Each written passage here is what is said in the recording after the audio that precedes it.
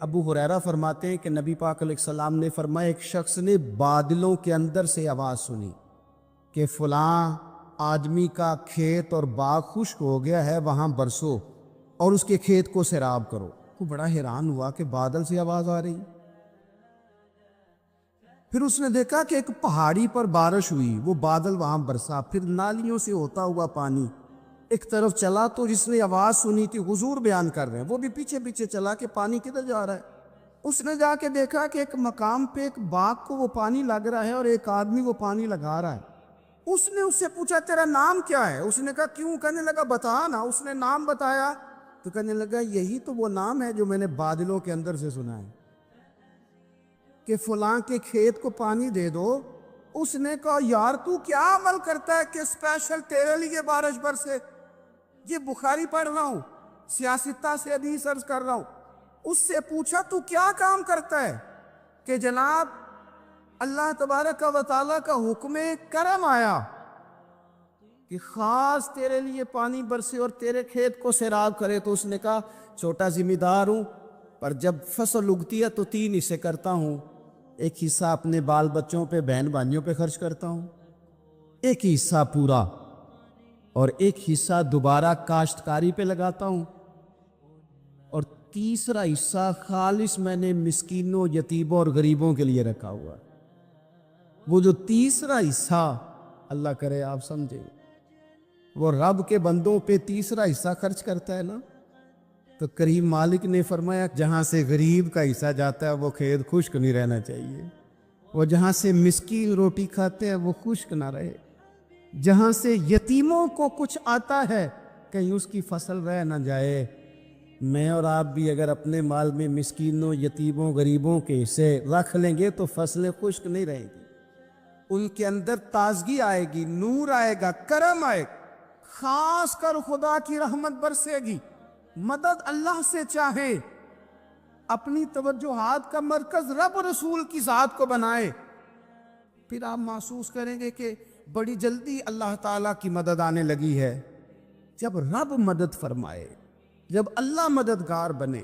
دوستوں سے ایک بات اکثر کرتا ہوں، میں کہتا ہوں کہ جتنے درد سے آپ امیر کو اپنی کہانی سناتے ہیں نا، اور جس طرح آپ کے آنسو بات کرنے سے پہلے گر جاتے ہیں کہ غریب ہیں، بچیاں ہیں، کاروبار دیں، او میرے سنگیو، اس سے آدھے آنسو اپنے رب کی بارگاہ میں بکھیرو، اس کے حضور عرض گزار ہو جاؤ، اس سے طلب کرو۔ ایک وقت انسان پر زندگی میں ایسا آتا ہے کہ اسے یوں محسوس ہوتا ہے کہ میرا سایہ بھی طرح سے پیچھے ہٹ گیا ہے، اسے یوں لگتا ہے کہ میں کسی سہارے پہ ہاتھ ڈالتا ہوں تو وہ بھاگ جاتا ہے مجھ سے۔ لیکن مالک کی بارگاہ ایسی عظیم بارگاہ ہے، رب رسول کے آستانے اتنے بڑے ہیں کہ آپ جب وہاں کشکول طلب دراز کرتے ہیں تو جھولی پھیلانے میں دیر لگتی ہے، ان کو بھرنے میں تو کوئی دیر نہیں لگتی۔ ہم نے اپنا سوچ کا قبلہ ہی دنیا کو بنا لیا۔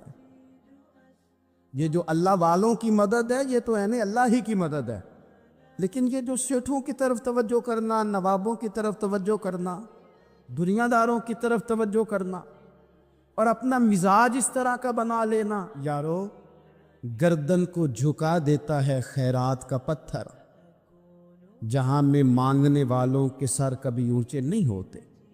اور اقبال کہتے ہیں غیرت ہے بڑی چیز جہان تگ و دو میں، پہناتی ہے یہ فقر کو تاج سردارا۔ میں عرض کروں گا کہ اپنی آپ جب توجہ کا قبلہ اللہ رسول کو بنائیں گے تو رب فرماتے وَيَرْزُقْهُ مِنْ حَيْثُ لَا يَحْتَسِبُ، میں نہ تجھے وہاں سے رزق دوں گا جہاں سے کبھی تیرا گمان بھی نہیں گیا ہوگا، یہاں سے بھی مل سکتا ہے، تو نے سوچا بھی نہیں ہوگا۔ بخاری شریف میں حدیث ہے، حضرت جابر ابن عبداللہ فرماتے ہیں نبی پاک صلی اللہ علیہ وسلم نے 300 لوگوں کا ایک لشکر روانہ کیا کسی مہم کے لیے، کسی جہاد کے لیے۔ حضرت ابو عبیدہ بن جراح رضی اللہ تعالیٰ عنہ امیر لشکر تھے۔ فرماتے غربت اتنی زیادہ تھی، بھوک اتنی زیادہ تھی کہ ایک ایک کھجور دن میں ایک وقت کھانے کو ملتی تھی، اور کچھ دن ایسے آئے کہ اب کھجور بھی نہیں مل رہی، فرماتے اتنی زیادہ بھوک لگی مجاہدین کو 300 بندہ پتے کھا کے گزارا ہونے لگے. یہ بخاری میں موجود ہے. آپ فرماتے کہ دریا کے کنارے ہمارا پڑاؤ تھا، ٹھہراؤ تھا. جب بھوک سے نڈھال ہو گئے نا، وَيَرْزُقْهُ مِنْ حَيْثُ لَا يَحْتَسِبُ، اللہ وہاں سے روزی دیتا ہے، گمان بھی نہیں ہوتا. فرماتے ایک مچھلی اللہ تعالیٰ نے دریا کے کنارے بھیجی. فرماتے ہیں وہ تھی تو مچھلی پر پہاڑ جتنی تھی. بخاری میں لفظ ہیں، حضرت جابر ابن عبداللہ رضی اللہ تعالیٰ عنہ فرماتے ہیں 300 آدمی 18 دن تک اس مچھلی کو کھاتے رہے، مچھلی ختم ہی نہیں ہوئی. مچھلیاں نہیں، مچھلی. کہتے ہیں 18 دن 300 بندہ کھاتا رہا، مچھلی ختم ہی نہیں ہوئی. اور فرماتے ہیں کہ اس کی ہڈی نکال کے، کانٹا کہیں گے آپ اپنی زبان میں، کہتے ہیں وہ نکال کے نا تو اس کو کھڑا کیا نا جب، تو اونٹ کجاوے سمیت اس کے بیچ سے گزر جاتا تھا. 2 اس کے کانٹے جوڑے.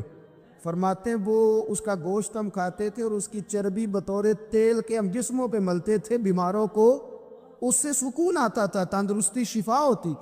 فرماتے ہیں ہم کھایا بھی ہم نے، اور کچھ لے کے ہم مدینے بھی گئے، اور قربان جائیں نبی پاک نے بھی اس میں سے کھایا. ہم نے عرض کی حضور یہ معمہ کیا ہے، یہ ماجرا کیا ہے؟ تو محبوب نے فرمایا تمہارے پاس غذا نہیں تھی، رب نے تمہارے لیے بندوبست کیا ہے، اللہ نے تمہیں دیا ہے. یہ نوجوان دوست میری بات لکھ لیں، پریشان لوگ میری بات لکھ لیں، جن کے پاس قوت فیصلہ نہیں وہ اس بات کو لکھ لیں. حضرت عبداللہ ابن عباس فرماتے ہیں میرے نبی پاک علیہ السلام نے مجھ سے فرمایا تھا عبداللہ سن، اگر ساری دنیا مل کے تیرا کوئی نفع کرنا چاہے، کر نہیں سکتی جب تک میرے رب کی رضا نہ ہو. اور فرمایا ساری دنیا مل کے تیرا کچھ بگاڑنا چاہے تو عبداللہ بگاڑ نہیں سکتی جب تک رب کریم کی حکمت کا تقاضا نہ ہو. لوگوں سے ڈرنا، لوگوں کی طرف دیکھنا، ماحول دیکھ کے اپنے راہ کا تعین کرنا، ہر بندے کے خیالات کے مطابق ڈھلنے کی کوشش کرنا، فلانا نہ ناراض ہو جائے، فلانا نہ ناراض ہو جائے، وہ جس نے ہونا ہو جائے، بس رب رسول ناراض نہ ہو. نہ دیکھو دنیا کی طرف، دنیا رلا دیتی ہے. نہ راضی کرو بندے کو، بندے تھکا دیتے. نہ پیچھے بھاگو ہر وقت دنیا داروں کے، یہ انسان کو کمزور کر دیتے ہیں. وہ تو کریم ہی بڑا ہے. 2 آنسو زمین پر بعد میں گرتے ہیں، بندے کے گناہ سارے پہلے معاف فرما دیتا. اللہ کی مدد کا حصول، اپنے مالک کی مدد کی طرف بڑھنا. آپ کو بدر کی جنگ بھی یہی درس دے گی، آپ کو احد کا میدان بھی یہی سبق دے گا، فتح مکہ بھی یہی سبق دے گا.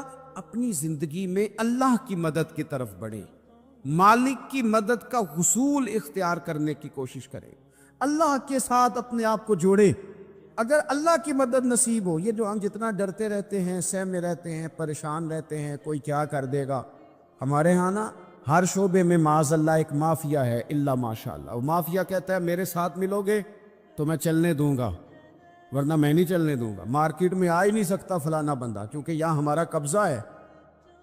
اور میرے بھائی پھر بہت سارے لوگ جن کی نیتیں اور ارادے بڑے اچھے ہوتے ہیں شروع میں، وہ بھی اس مافیا کا شکار ہو جاتے ہیں اور ان کے رنگ میں رنگ جاتے ہیں.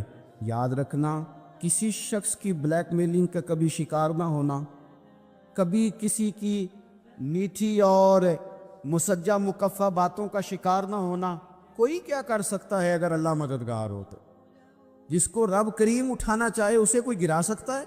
ہم یہ ڈرے ڈرے سہمے پریشان فیصلہ کرنے کی طاقت نہیں، مجھے چلنا چاہیے کہ نہیں، اٹھنا چاہیے کہ نہیں، کرنا چاہیے. اٹھ باندھ کمر کیوں ڈرتا ہے؟ پھر دیکھ خدا کیا کرتا ہے.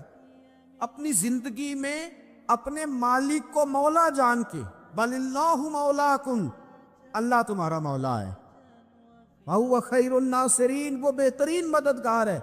توجہ جب بھی کریں رب کی جانب کریں.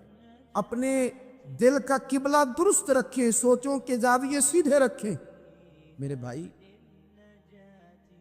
مالک جب بندوبست کر دے نا، جب مالک بندوبست کر دے، پھر ایسا بندوبست کرتا ہے کہ لوگوں کے پاس نا چارہ نہیں رہتا. حضرت مریم رضی اللہ تعالی عنہا پاک باز تھی، مسجد میں رہی تھی، پر مالک کی حکمت کے تقاضے بڑے عجیب ہیں نا۔ پھر جناب مریم کو اللہ تعالیٰ نے بغیر شوہر کے اولاد عطا کر دی۔ یہ بات یہ ایسی تھی، وہ کسی نے کہا تھا کہ مخلوق تو فنکار ہے اس درجہ کے پل بھر میں سنگے در کعبہ سے بھی اسنام تراشے، تم کون ہو کیا چیز ہے داغ کبابی، لوگوں نے تو مریم پہ بھی الزام تراشے۔ تو لوگوں نے کہا کدھر سے لے آئی بچہ، تیرا باپ تو ایسا نہیں تھا، کہاں سے لے آئی؟ اللہ کرے میں آپ کو سمجھا سکوں، ذرا اپنے آپ کو وہاں کھڑا کریں کہ ایک پاک باز عورت، پاک باپ کی بیٹی، طیب ماں کی بیٹی، اور اللہ کے گھر میں پرورش پانے والی خاتون، ایک وہ وقت اور ایک یہ وقت کہ اس عورت کو کٹہرے میں کھڑا کر کے پوچھا جا رہا ہے کہ معاذ اللہ تیری گود میں بچہ جائز نہیں ہے، کہاں سے لائی ہے؟ اب خود سے صفائیاں بندہ کتنی کو دے، کتنی کو وضاحتیں کرے؟ اور میں نے تو اپنی زندگی میں دیکھا ہے زیادہ وضاحت دینے والے کو بھی لوگ جھوٹا سمجھنے لگ جاتے ہیں، زیادہ وضاحت دینے پر بھی لوگ کمزوری کا اظہار سمجھتے ہیں کہ کمزور پڑ گیا۔ آپ صلح کی کوشش کرتے ہیں، سامنے والا بزدل سمجھ لیتا ہے، زیادہ وضاحتیں بھی کمزور کر دیتی ہیں۔ اب حضرت مریم کو کٹہرے میں کھڑا کر کے کہا بچہ کس کا ہے؟ تو پھر خدا بندوبست جب کرے، اللہ جب مددگار ہو۔ اگر آپ کو ہماری ویڈیو اچھی لگی ہے تو ہمارے چینل کو سبسکرائب کر لیں، لائک کریں، کمنٹ کریں اور اپنے دوستوں کے ساتھ ضرور شیئر کریں۔ اب ملتے ہیں اگلی ویڈیو میں۔